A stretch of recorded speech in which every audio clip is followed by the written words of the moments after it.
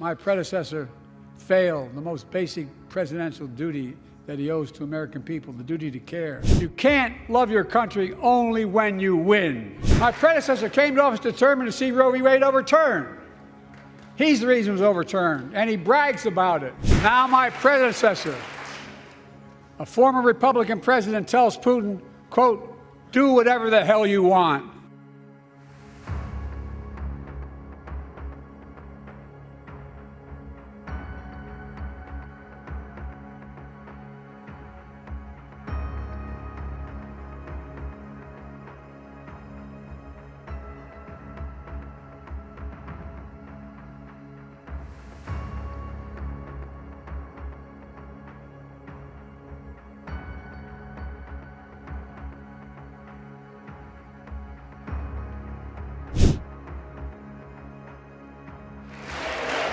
And if my predecessor is watching, instead of paying politics and pressuring members of Congress to block the bill, join me in telling the Congress to pass it.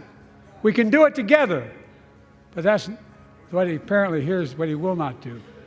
I will not demonize immigrants saying they are poison in the blood of our country. I will not separate families.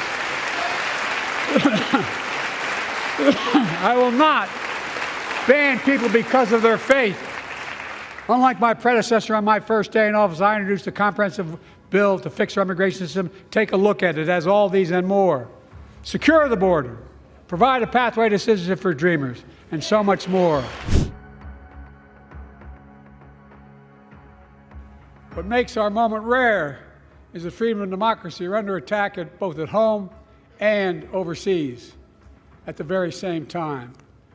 Overseas, Putin of Russia is on the march, invading Ukraine and sowing chaos throughout Europe and beyond. If anybody in this room thinks Putin will stop at Ukraine, I assure you he will not.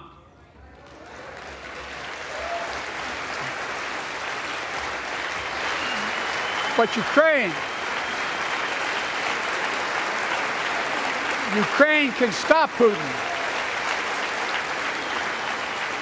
Ukraine can stop Putin if we stand with Ukraine and provide the weapons that it needs to defend itself.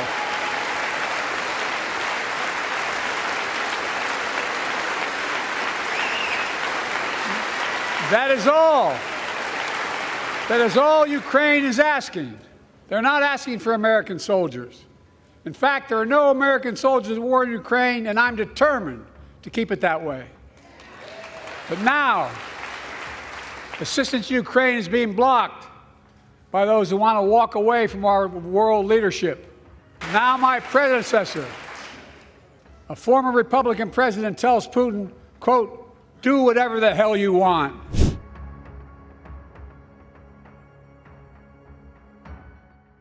Now our economy is literally the envy of the world. 15 million new jobs in just 3 years, a record, a record. Unemployment at 50-year lows.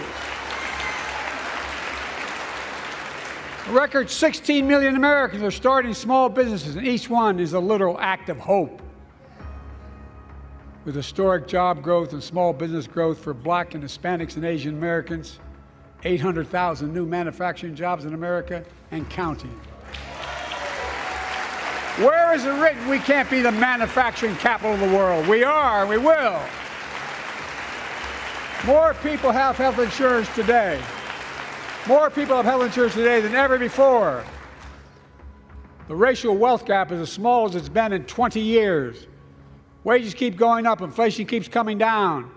Inflation has dropped from 9% to 3%, the lowest in the world, and tending lower.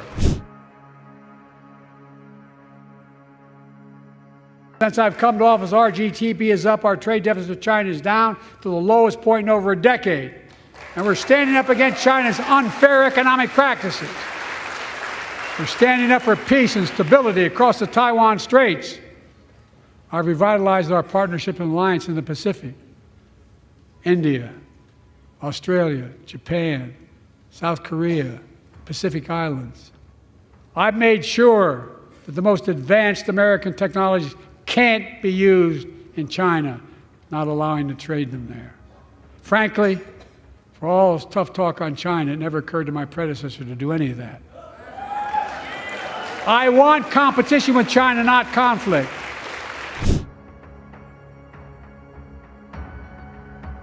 I'm directing the U.S. military to lead an emergency mission to establish a temporary pier in the Mediterranean on the coast of Gaza that can receive large shipments carrying food, water, medicine, and temporary shelters.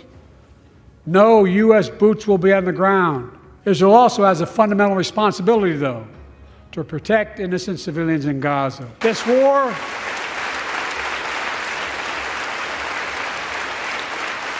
has taken a greater toll on innocent civilians than all previous wars in Gaza combined.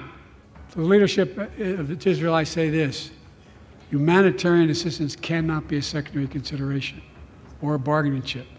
Protecting and saving innocent lives has to be a priority. As we look to the future, the only real solution to the situation is a two-state solution over time.